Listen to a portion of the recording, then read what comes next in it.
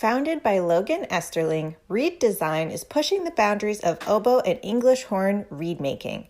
They take the knowledge they've collected from hundreds of reeds and, with the power of machine learning, derive patterns and trends that accurately predict the characteristics of finished reeds while early in the sorting process.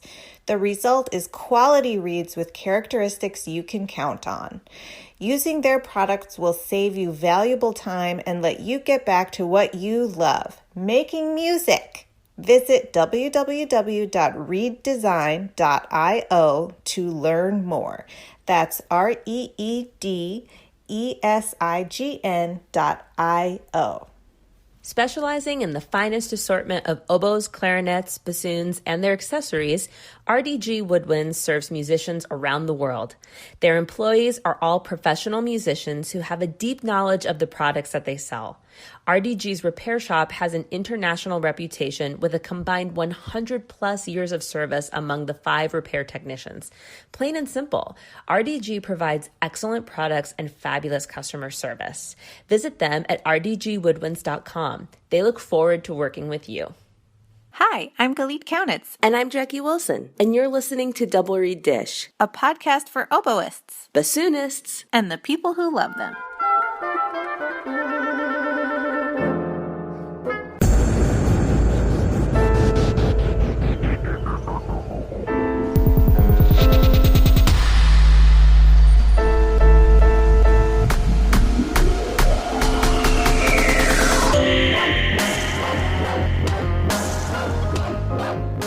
So we are officially back in person, which means I'm going to have to record sometimes in my office, which means sometimes you're going to hear background noise from the School of Music, which you may be hearing right now. No, I'm not actually. Oh, perfect. Well, Yeah. If any happens to soak through, just think of it as ambiance and you don't have to pay extra for that. I have 3 dogs in this room, so we'll get some ambiance, I'm sure. How are you? I'm great. How are you? Oh, I'm good. We're getting into that crunch time of the semester where it's a little more intense. I don't know if you're experiencing this. It's a different type of intense having been virtual and now being in person. Everything feels like, that much more. But we also are officially into fall. And we plan to celebrate.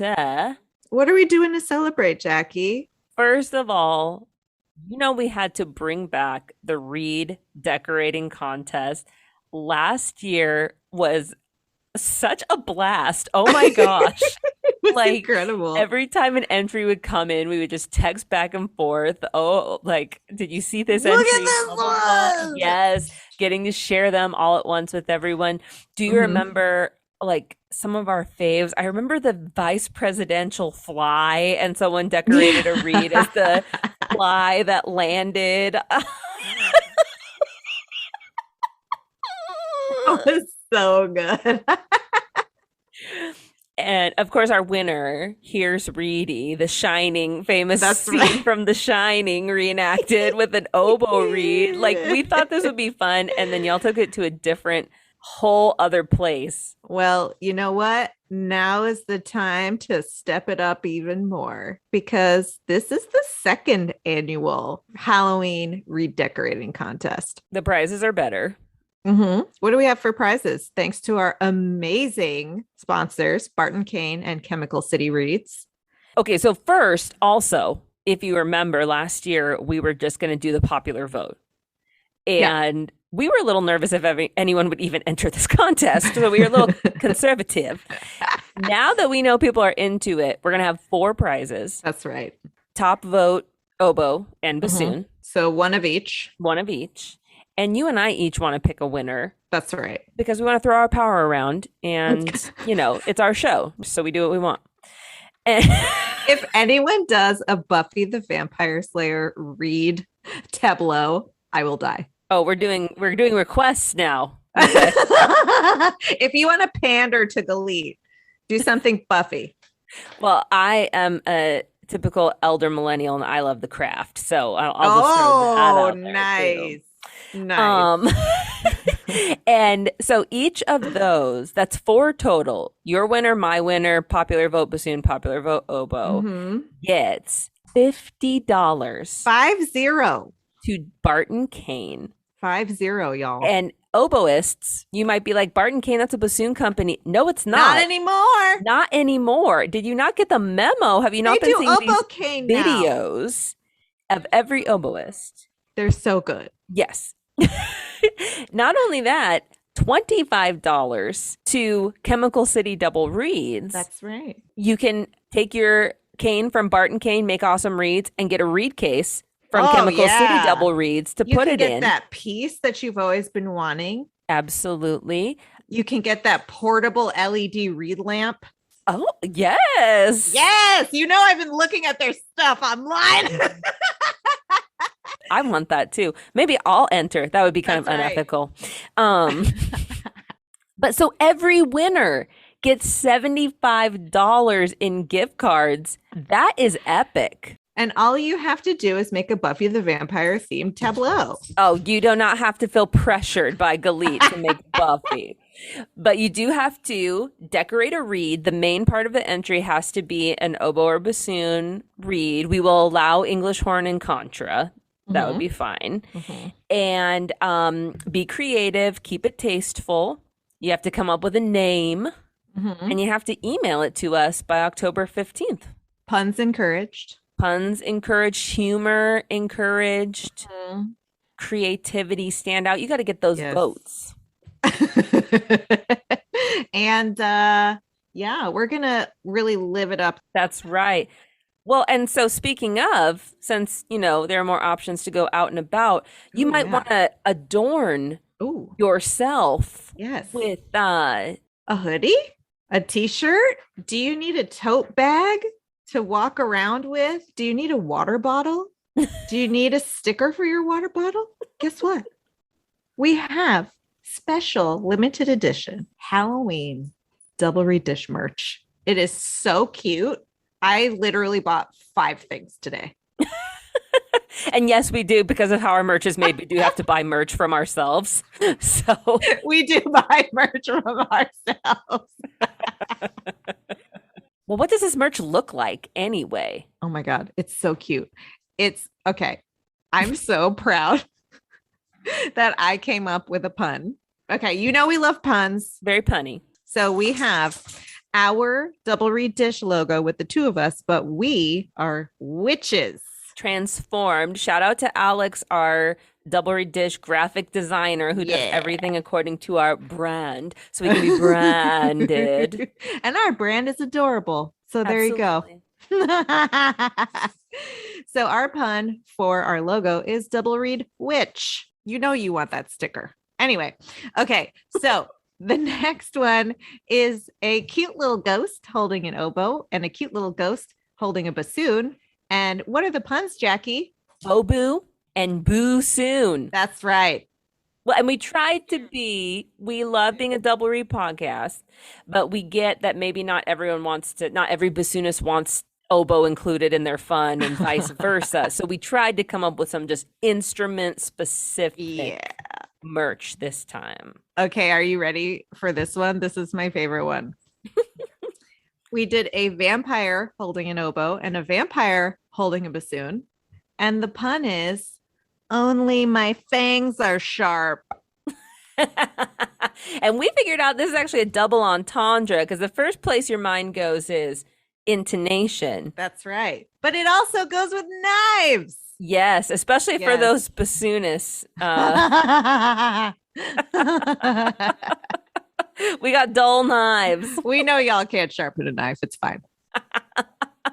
So you could get a bassoon sweater and work on your entry for the Halloween reed decorating contest. And your chance to win $75 in grand prizes from Barton Cannon Chemical City Double Reeds. Like, how cool is that? Thank you so much to our sponsors. Yeah, they're awesome. We can't do anything without our sponsors.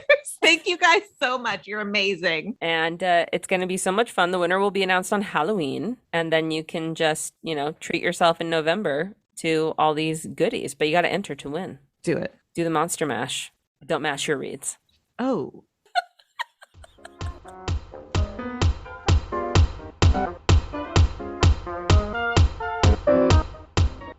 Consider buying your processed oboe and bassoon cane from those friendly folks over at Barton Cane.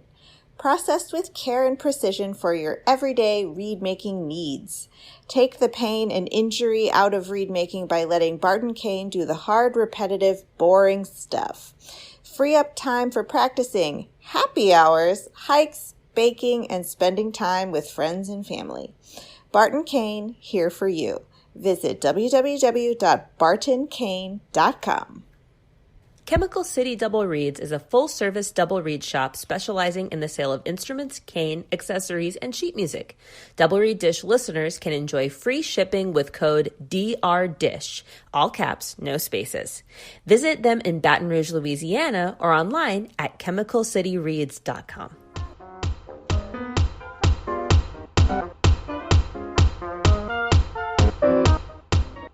We are absolutely thrilled to welcome Dr. Daryn Zubke, Assistant Professor of Bassoon at the University of Memphis. Welcome, Daryn. Thanks so much for having me. I'm really excited to be here. We love to start by asking you to take us way back to when you first got started with the bassoon. So can you tell us how you got started? Sure. So I'm originally from rural North Dakota. I grew up in a town that was, it's bigger now, but when I was growing up, there was only like 1,000 people. So no stoplights, no McDonald's, no anything. Closest like mall was like over an hour away. And so, there wasn't a lot of musical stuff happening apart from just being in high school band. So bassoon is just something that I kind of gravitated toward because I wasn't very good in sports. I have 3 brothers, pretty big family, 3 brothers and a sister.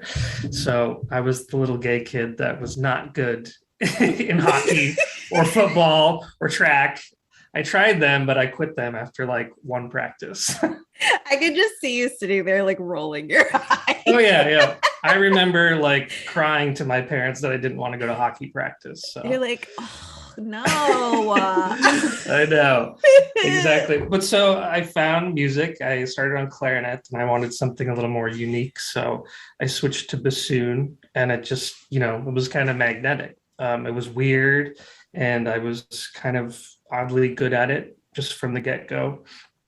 And just to have that like one thing that I was finally good at that I could sort of make my identity. It just kind of went from there. I just became obsessed and I practiced tons. And eventually I wanted to get serious about it. So like around 8th grade or something, I was like, oh, you know what, maybe it would be really cool to do this for a job because I like it so much. Mm-hmm. But I knew that there were limits to my town, 1,000 people. I wasn't sure that I was going to get into a conservatory just straight from my small town. So I begged my parents and to let me audition for Interlochen Academy. And I was very fortunate to have, financial support from them. And I got scholarship too, but so I went there for 2 years and I met Eric Stomberg, who I believe that you have interviewed, our fearless leader, president of IDRS, and, does everything imaginable. So I studied with him for 2 years and he really, really prepared me for college auditions, got me up to speed with technique and etudes and intonation, especially. And I had always been kind of obsessed with this one bassoonist that I got her CD at a very young age, Judy LeClaire. And I just obsessively listened to recordings of hers. I still do today, actually. And I really, really, really wanted to study with her. But the problem was she only taught at one place, at Juilliard. And I was just like, geez, it's Juilliard. It's so hard to get into. But, my senior year of Interlochen, I worked just like a crazy person. I just totally practiced overboard because I really wanted to get into her studio. And I did, which was, sort of her biggest, most important achievement of my whole life, basically, because that really shaped everything about what I do now. And then I was at Juilliard for 4 years. I later went to Manhattan School of Music. I studied with Roger Nye, who plays second in the New York Phil. I was kind of curious about the way he made reeds, and he kind of changed the way Judy made reeds. So I was like, oh, I should maybe go to the source and try to learn from him. And I really learned a lot from him. So there was 2 years there, and then I had a couple years that I tried to freelance. I didn't do a very good job of it, and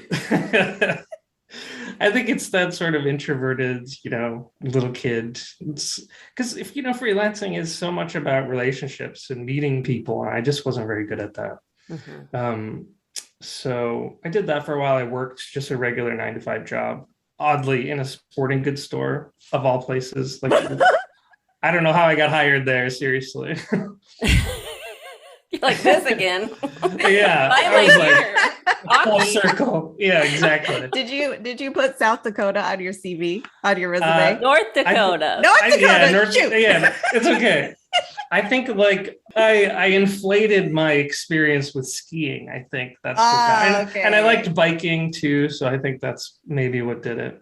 Did you have very outdoorsy written on there? I don't know, even sports games. I think it was like my 15th job interview for just like a regular entry-level job in New York City. It is so hard to get those 9-to-5 grind jobs. Totally. Absolutely. So I was ready to take whatever. And it was just hilarious that it happened to be a sporting goods store. But I actually liked it. I did it for a year and I tried to gig and everything. But yeah, so that was in between my master's and my doctorate. And so out of the blue, Eric Stomberg calls me. He's like, I'm looking to fill a GA position. I wonder if you've ever thought about going down the path of like a doctorate and maybe thinking of doing university work. And I mean, I was ready to just, leave New York, jump like into anything like that would save me. So he saved me at Interlochen and he saved me for my, for my terrible freelancing career. So yeah, just out of the blue, he calls me and I'm like, okay, let's do this. Like, I'm moving to Kansas. So I went to the University of Kansas for 3 years. I got a chance to study the French bassoon, which is something that I kind of really got into during my undergrad through Kim Laskowski. And so yeah, that's what I studied there. And yeah, I basically took two or three sort of auditions, interviews for teaching jobs. And my second one was University of Memphis, and the rest is history. I'm going into my 5th year. So last year before 10-year submission. Before we continue on your path, one thing you said that struck me, we're several episodes in now, and we'll ask people when they study with these quote unquote legacy teachers, right? And I believe this is the first time we've had someone talk about dreaming of studying with a woman and idealizing and just falling in love with the sound of. So I'd love to talk to you, though she's alive, though, she's a contemporary living bassoonist, the same way we would ask someone about studying with Leonard Sharrow or with Simon Kovar. What was it like to get to study with Judy? Oh, it was really incredible. I mean, seriously, it was just, I wanted to have a career in music and I wanted to be able to support myself, and I wanted to be in an orchestra too, but I think at the top of my list, really, and people don't always believe me. I don't even know if Judy believes me, but my first and foremost goal was to study with her, just because I was so just like enraptured, just totally consumed with her playing. And I'm just like, God, how does she do it? Like, how does she make that sound? Because she has such a unique sound and phrasing and all of that. And so it was just kind of my goal beyond anything else to just really try to sound like her. And I just knew that there was only one way to do that, and that was to study with her. And I think, again, circling back to the little gay kid, it's little gay boys and their moms or their grandmas. I was very close with my grandma. So I think it makes sense that, men want to study with men. But it's very easy for, I think, gay men to not identify, but just be attracted to a strong female figure in their life. Mm-hmm. So I think that's probably what has something to do with it. Mm-hmm. but yeah, really just listening to, I think I first got her CD when I was like 14 or 15 from the Charles Double Reed catalog. I was Paper read. catalog. Yeah, exactly. Catalog. I think I just saw the image, the thumbnail. I guess you don't call it a thumbnail, but I picked those and I had a lot of CDs and I was just completely drawn to hers. And when I talk about, I obsessively listened to her, I'm not joking. Like it was like an everyday, like many, many, many times. And I'm also not joking that I still do that to this day. I mean, she sent me, or no, one of her students sent me a recording, a recital recording that she recently did, like, I don't know, last semester or something. I've probably listened to it, like, not joking, 50 times, like 50 or 60 times. Just because I'm so inspired by her playing. I just think she's the best, she just has a way of phrasing, and the way she shapes her sound, her articulations, everything it just really motivates me every single day. And I keep in touch with her. I mean, I was just texting her yesterday. So yeah, we kind of got pretty close during my undergrad, or at least I feel that way. Hopefully it's not a one-way thing. Once she told me I had a perfect read. I was with her at Hidden Valley Music Seminars, and she was like, let me see your read case. And then she held up one of my reads and said, this is a perfect read. And I will never forget that. I was like, oh my gosh, I don't know how that plays, but it must look good. And that is so awesome. And that's the thing, is like she can just totally just with one little compliment, just change your whole day or your whole week. And I mean, that's stuck with you. It's like, I can remember certain compliments that she would give me that just, they give me fuel, like they keep me going. And it's really, I think, special to have that kind of relationship. And it kind of informs my teaching. Like I want to make sure that I'm very personal with my students and encourage them like she did with me, because it was just everything to me to study with her. Is that part of why you decided to go? I know that you needed to get out of New York, but is that part of, what led you to higher education instead of pursuing a more like strictly orchestral route? I think, that sort of trajectory changed really slowly over time. I took a lot of auditions. I got some promising results, advancing some finals. But it just kind of, the rejection started to sort of get to me. And I was thinking to myself, like I had subbed with a few big orchestras, and although I enjoyed it, it wasn't kind of like the ultimate thing that I always kind of imagined. I'm just like, oh God, people that play in the Met or Cleveland or New York Phil, they must be so happy and so fulfilled, and the orchestra must be so perfect. But when I'm playing with these orchestras, it's like, they still have intonation disagreements. They're not together because it's so difficult. I mean, the same challenges that you have in youth orchestra or college, they're still there in major orchestras. And I just remember thinking to myself, like, God, like, not only is it so hard to win those jobs, but if I get one, if I worked really hard, kept working hard to get one, like, would I feel fulfilled, or would I just be frustrated all the time? And so it really made me question, like, like, should I keep chipping away at these auditions? And I think ultimately the decision I made was just better for me, because,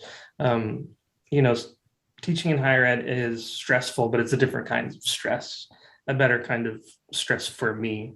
And just over many years, that's kind of what changed my mind about going into orchestra life instead of teaching. So, but luckily it worked out, because I love my job. It really, I wouldn't have known this, but it's completely perfect for my personality. Like it's really where I was meant to be, I think. I just love that so much. Yeah. And I have to, this is not even a question, but more an observation of how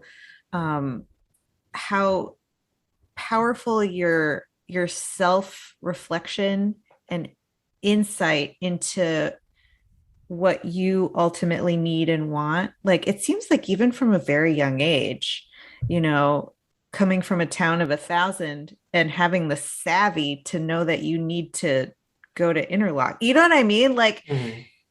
and then saying, okay, well, if I want to study with this person, this is what I have to do. And then going to New York and then figuring out, okay, this is not what I want. Now I'm going to change completely and go to Kansas. It just seems like you're really willing to listen to yourself and take the necessary risk. And I admire that very much because it's really easy to say, well, this is what people would kill to do this.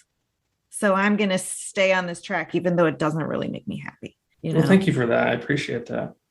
Yeah, no, well, and just, I hate the word pedigree, but you went to some very fine conservatories where I would guess there were certain kind of assumptions about the path and definitions of success. I mean, even beyond the schools you went to, we know that that exists in the field, and having the autonomy to divest from.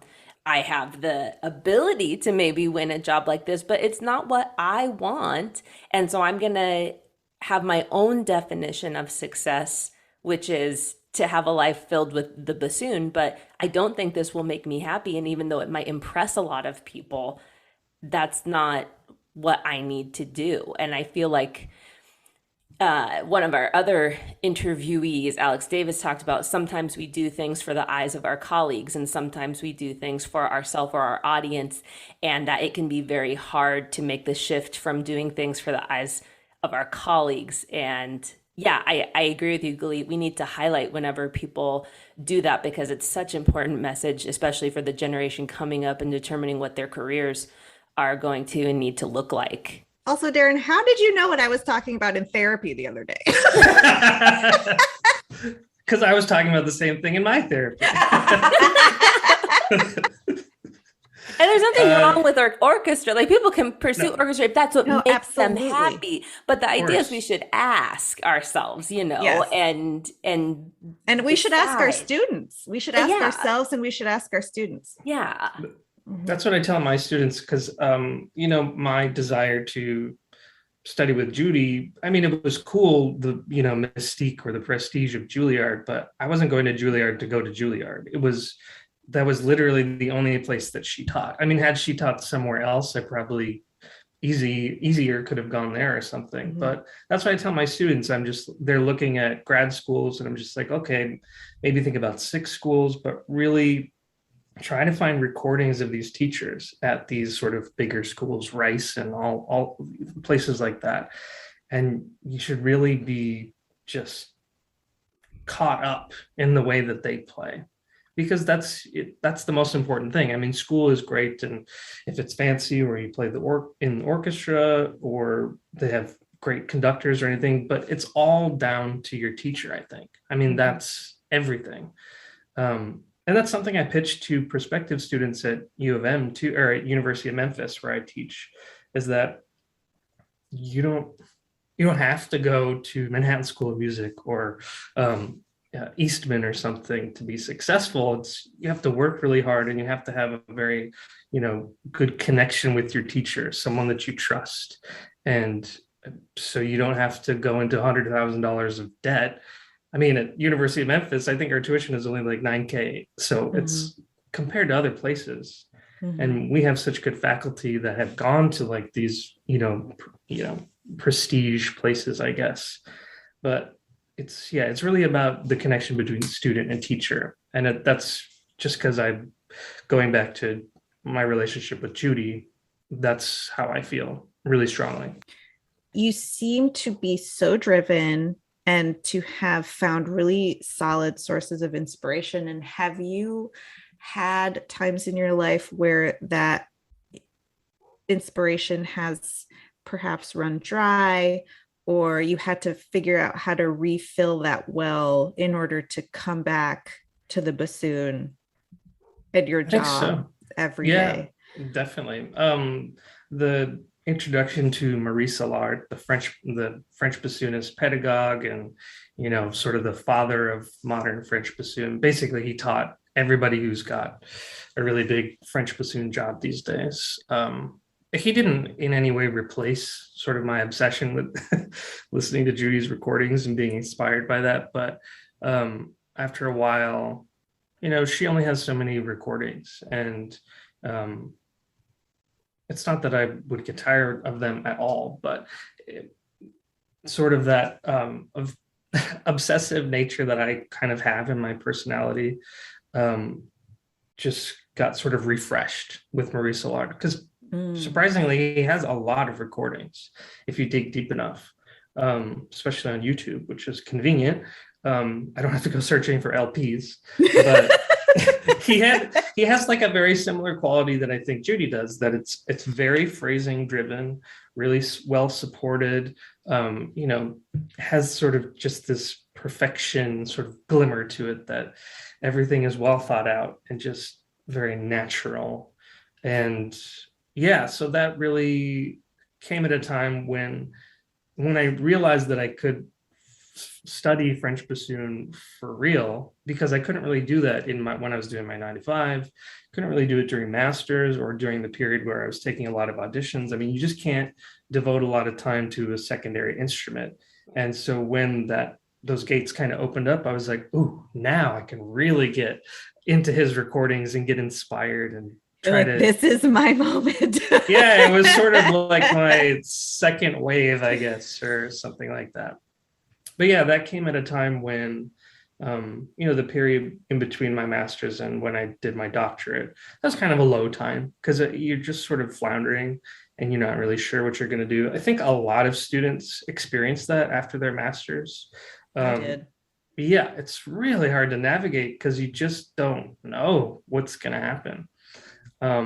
But that's where I did sort of cling to these Allard recordings, because I was just like, oh, maybe somehow I can do something with French bassoon. I've been wanting to do this since freshman year of high school, or freshman year of college, when Kim Laskowski she gave me my first CD of his, and it just kind of snowballed from there. So yeah, that was definitely, he was sort of my second obsession person. Okay, so Galit, you can chill out for a little bit, because now we're going to get into the French bassoon high. Okay, I'm going to go get some coffee. I'll be right back. Yeah. So first, I mean, it is a double read podcast. We are talking to an educated audience, but I don't know that this is an area that all bassoonists even kind of deep dive into. Oh, yeah. And I know it's a very big topic. But could we start by having you just kind of give a rundown of, like, if we have a listener going, French bassoon, what is that? What does that mean? What's kind of like the overview entry level of French bassoon, German bassoon? This is Shark Tank. Give us your couple-minute pitch on this French bassoon, German bassoon thing. Well, you need to edit in the soundtrack.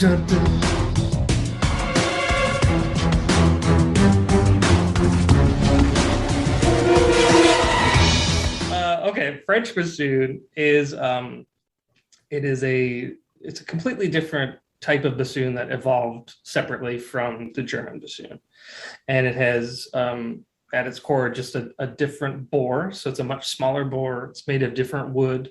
The tone holes are in different places. So the intonation, and actually, most importantly, the fingerings are quite different from the German bassoon. Yeah, so the mechanism, it's a very, very different. And you have to use a little bit different reeds too. But I think any bassoonist, if they heard one side by side, especially an older French bassoon like Allard, you'd hear a sound difference. Like if you were to say a negative adjective for it, it would be nasal, or something like that. But I think I hear it as clear and direct. So it's sort of, to me, it's, when I first started listening to it, I can't say that I actually liked it, but it was so different that I was just very curious about it. And the more you listen to something, like if you don't like a symphony, but you listen to it 5 times, you kind of start to like it, right? So that's what happened with French bassoon for me, is the sound fundamentally is very, very different from the German bassoon. I guess the first thing that kind of comes to my mind is it really is a different instrument. Yet we have all of this repertoire, solo, orchestral, and chamber, that we who play the German bassoon are expected, which we have a lot of international listeners, Americans play the German bassoon. And what is your perspective? I guess this is a two-part question. First, what is your perspective on if, and if yes, how we should be informed by the French bassoon when we're playing that literature? I won't do a two-parter.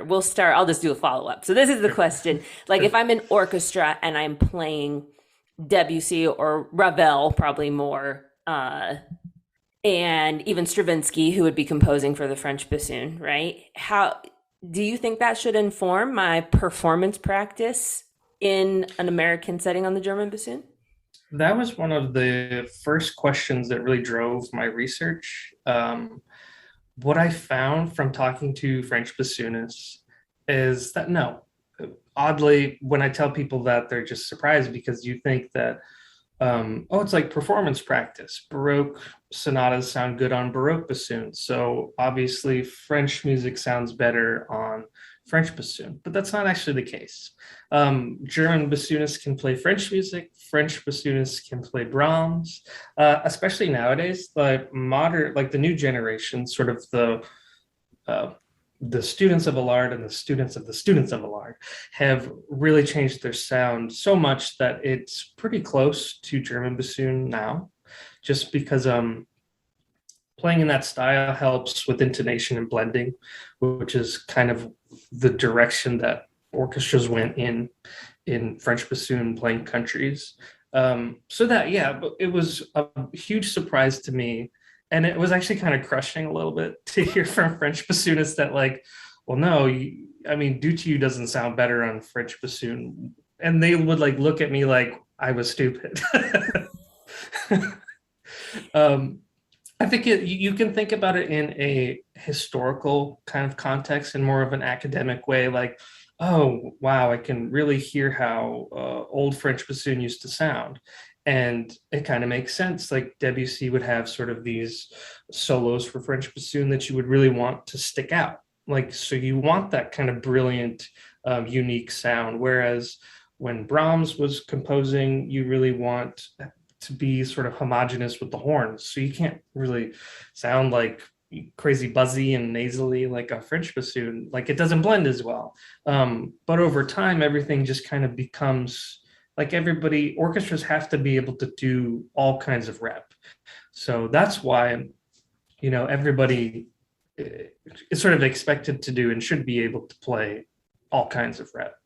But if you look at it from, like I said, where things came from, it's cool to think that, Rite of Spring sounded like, whoa, this really crazy old French bassoon. But why would you want to play it like that now? It's just modern tastes have changed, and you just wouldn't do that.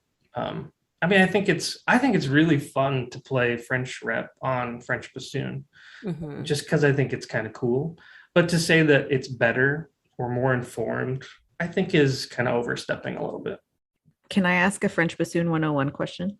Yes. Why do Americans play German bassoons? Oh, no, that's a fantastic question. Yeah. 201. Now I'm busted in my Shark Tank thing. I didn't explain it well enough, and Barbara's not going to invest. So, but yeah, it used to be more equal, or even more people used to play French bassoon. But as the German bassoon got developed in Germany through Karl Allmenrader and Heckel, they started to improve the intonation, the response. It was easier to make reeds for it. And just kind of gradually over time, German bassoon overtook the French bassoon because it was easier to play. French bassoon, you don't have, if you make 10 reeds, you're going to get a smaller percentage of reeds that are going to work, just because of the weird acoustics of the instrument. Can somebody do that for the oboe? Yeah, I don't But yeah, the short answer is that German bassoon just became much easier to play. It became easier to blend with, and just kind of all around. I don't know. People just, I think, unfortunately, too many people stopped playing French bassoon. But there's still a lot of people that do it. And the sort of this current generation of French bassoonists play, they can blend, they play very well in tune. So the problems of the past that the French bassoon had have definitely been overcome now. I guess maybe for my own listening pleasure, I kind of wish that modern French bassoonists would be a little bit closer to the Allard sound. But it just doesn't really make sense anymore. I mean, Allard did actually play quite sharp because it was just, the 50s and 60s. His sound didn't blend very well. He played extremely loud because he kind of couldn't really play that quiet because it was just too hard. And you don't want those qualities in modern orchestras today. So, but if you listen to like Gilbert Audin, he sounds really great, and he has this great fusion of sort of old Allard and new modern style. And there's, it's a huge range. It's a spectrum of French bassoonists. I mean, they don't all sound a certain way. It's just like German bassoonists. Like Ben Kamen sounds different from Frank Morelli, right? It's a huge difference there. And it's just like that with French bassoonists too. Well, and in terms of the French bassoon in America, am I correct in that as American orchestras started to emerge, Europeans would come over and play, and different orchestras would be either French wind sections or German wind sections? Like Boston had French bassoons. Yeah, the principal bassoonist of Boston for many, many years was the uncle of Maurice Allard, oddly. His name was Raymond Allard. And yeah, that sort of tradition of wind playing, like tabito, of course, really influenced the American style. So I think some of like these long lines of American players, or the American style, it definitely is influenced by those old French bassoonists from the New York Phil, Boston, and all that. Okay, so my next question is about solo repertoire and range, because as you mentioned, the French bassoon has much smaller bore, and so it plays high notes much easier, right? And so, like, let's not even get into the high Fs. Okay, we all know. But like even like Tonsman sonatine, E, and you're just supposed to like fart out a high E with no preparation at all. And it's so hard on German bassoon. It's like, okay, so I guess my two-parter question here, I will do a two-parter, is one, does that enter like this is a transcription territory in your mind? And two, if yes, or I guess even if no, do you advocate for the changing of octaves, the adding, like I've heard many people, maybe even myself, add a little E flat gliss into the high E or whatnot? Like, what are you get what I'm talking about here? What are your thoughts on that? It comes up with students a lot. So they want to play these concours pieces because they're awesome, right? But it's like, you must be this tall to like ride the ride or something. And I don't think it's a big deal. Like if I have a student that doesn't have a reed, or my bassoon plays high notes really poorly, really. Like I have to have a special vocal for stuff like that. And I would rather them not stress and try to like make a Frankenstein reed just so they can get that one note. Right. Like that's because I know French bassoon. Like the composers that wrote that stuff weren't thinking like, oh yeah, like this is going to be so impressive.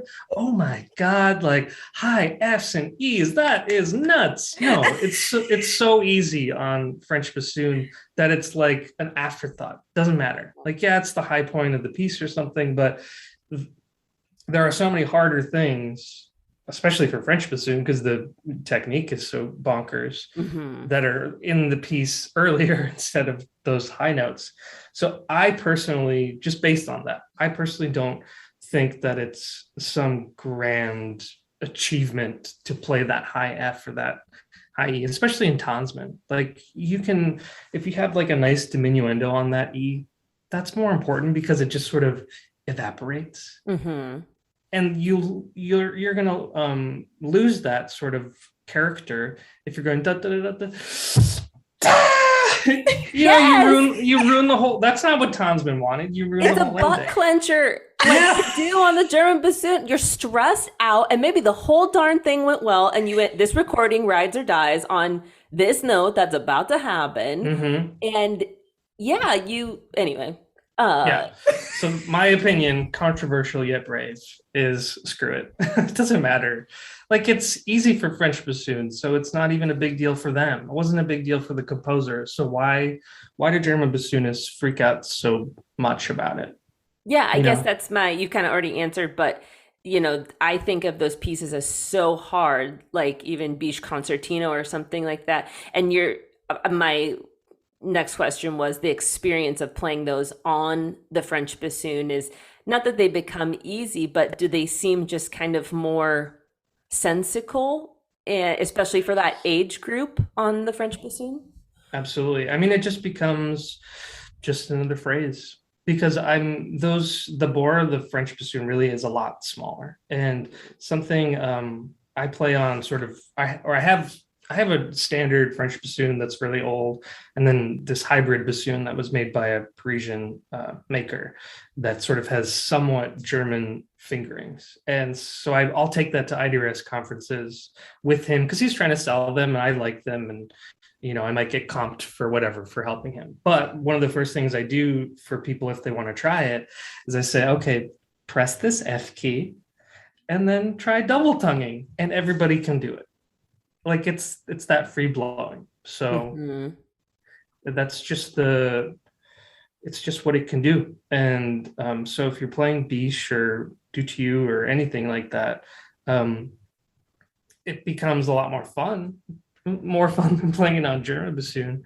Yeah, because it's easier, and you can phrase more with it. Like, you're not just like, well, I'm gonna get it, and that's about all I can do with it. You can't put it into any sort of phrasing context or something like that. Exactly. So yeah, it does become quite a bit more fun. But yeah, like you're saying, ride or die. I like that. It doesn't. I don't think it. If I was listening to a student or a professional at some live recital, and they didn't get the high note, I'm not going to be like, oh God, this ruined the recital. They suck. They suck. My pearls. Yeah. No way. I think it's just, that's just the instrument that was written for. It's a different instrument. Yeah. Okay, I'm done. Go for it, Galit. Sacre bleu. We are done with the French bassoon questions. I'm sorry to our French listeners. We do have them. Oh, yeah. I'm sorry. Sorry, guys. We don't speak French. Okay, so Daryn, this is a hard left from what we were talking about, but you and I recently collaborated on a forthcoming project to come out probably next year sometime. And I, in this process, was struck down dead by your incredible preparation. Oh, thank you. And I would love to ask you about how you prepare for major projects, because it was so amazing. It's born out of anxiety. I am a very anxious person. I mean, I didn't do all that. Like, I got the idea originally from a master class that Joe Robinson did, where he was saying that he had, during one of his 9-to-5 jobs, I think he was like a security guard, he would go through the score and just, furiously mark up orchestra parts to just then have in his library. Like, he would put, plus clarinet, or this is the third, or, with cellos, or really, really detailed notes. And so I just started doing that. when I would sub with bigger orchestras, just to be like, okay, you know, I'm the peon here. I am not messing up. So I would really do a lot of part prep. And I just kind of continued doing that because I hate feeling nervous in a rehearsal. I mean, with you guys, I didn't know you guys very well. I didn't know what your playing was like. You know, it's the unknown that usually freaks me out. And of course, you're all lovely and you all sound amazing. So I'm actually very glad that I was prepared. But you never know. So yeah, it really is kind of, it's not born out of anxiety. I hate feeling anxious and I hate not knowing what's going on in my part. I hate that so much that I spend several hours marking up a score. You not only marked up your part, you wrote new parts. Well, yeah, that was because, no shade to my club, but some of the page turns and things like that. Well, so think about the first of the Ligeti, where I just play a low A for two pages. Yeah. You know, I would get lost extremely easily. And there's that one part where it sort of turns into, we made it 5/8 or whatever. I mean, if I miscount one measure, like I screw up the whole take. I'm not going to be with the horn. And so that alone, I mean, I'm pretty quick with notation software. So when I made my new part, it didn't even take me like 2 hours. So it wasn't really some big effort. But yeah, I do it because I just want to feel in control, secure, because there's enough to worry about, like reads and response and intonation. Like, just if you can do something before rehearsal that makes everything easy, just do it. Yeah, that's fabulous advice. That's fabulous advice. Could we ask you to look back over the course of your career and tell us about a memory that is very special to you or holds a significant place in your heart as you look back? I would say there was one recently that I felt very kind of cool doing it.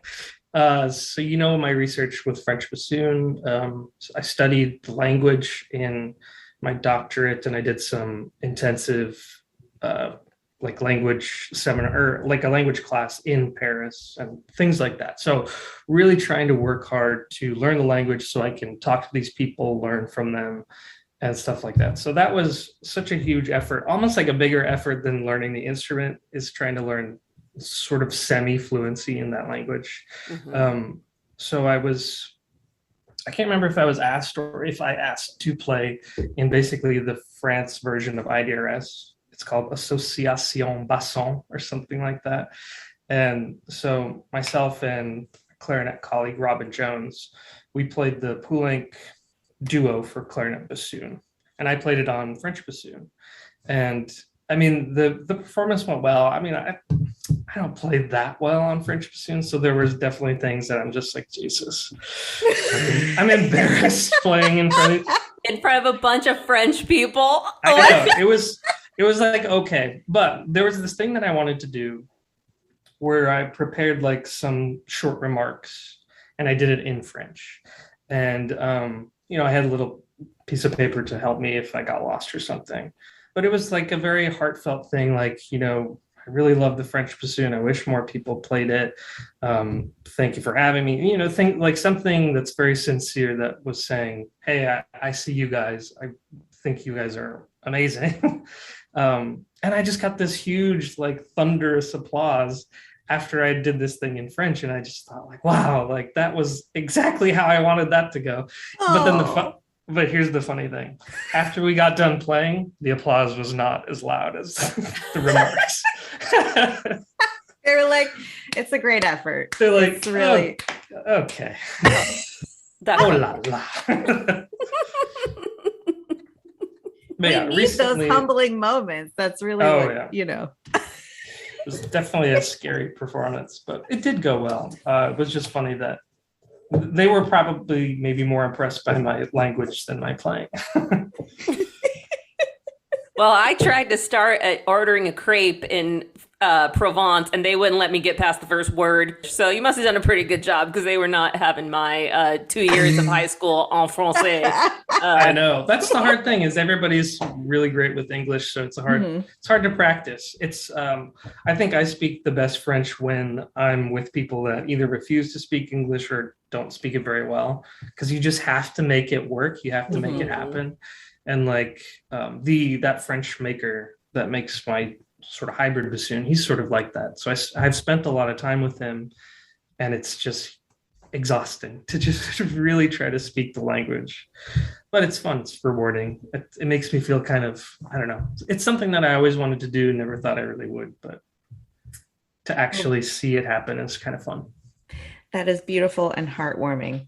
And now I'm wondering if you would be willing to share a less heartwarming memory, perhaps something funny or embarrassing that happened to you on stage. I've got a very good one, and people have probably heard this story too many times, but everybody knows Kurt Mazur is sort of like this crazy dictator conductor, right?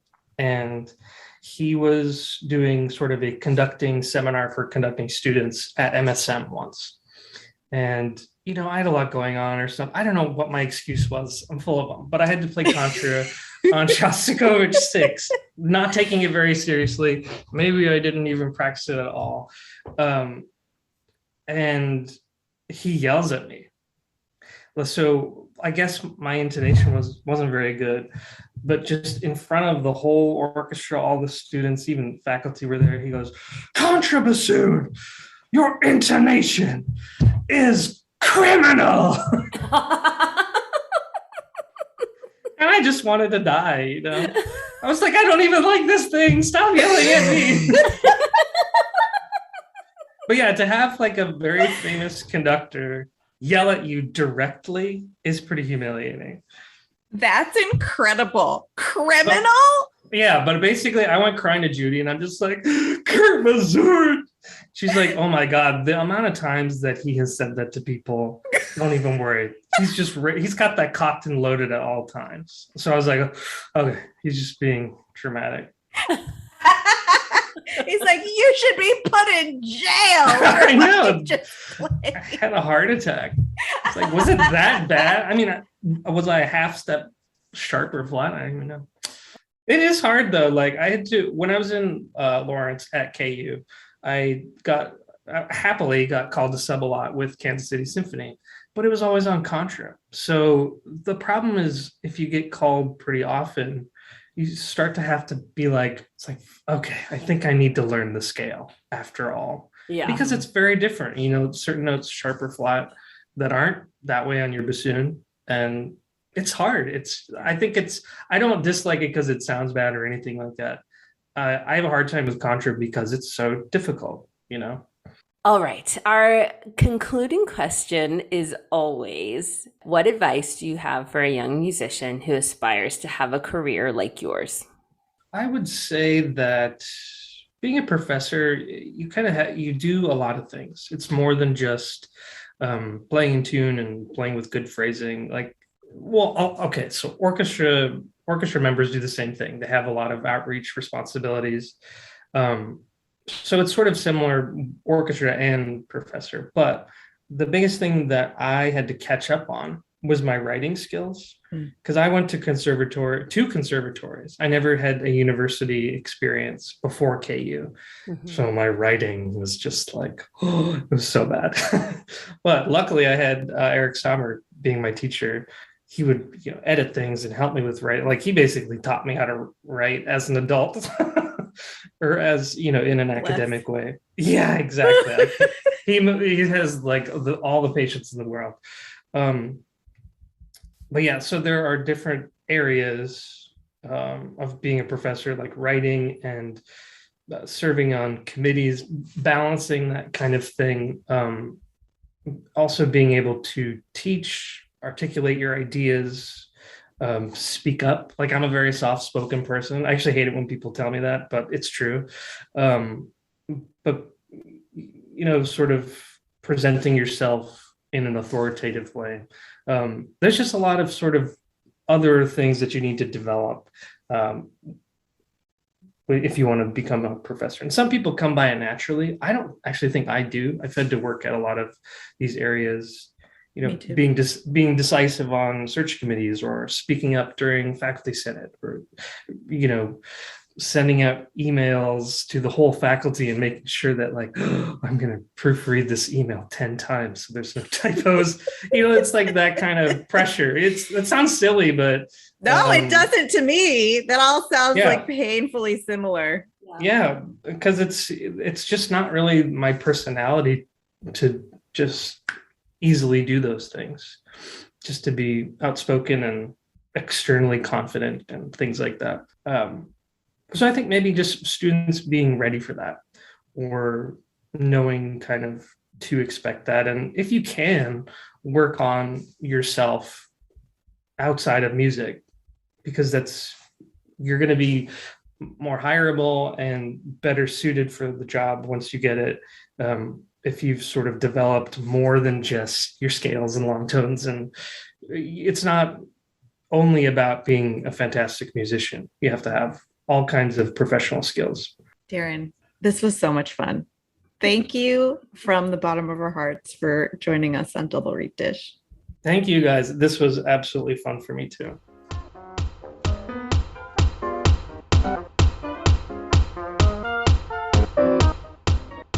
I know. I don't even have to hope. I know that you enjoyed that interview. Okay, so follow us on social media. If you haven't joined the consortium and you're planning to do that, go ahead and do that. Yeah, we want you to. We want you. The more the merrier. Mm-hmm. Enter the reed decorating contest. Yeah, we really want you to do that. Go check out that Halloween merch and treat yourself. Mm-hmm.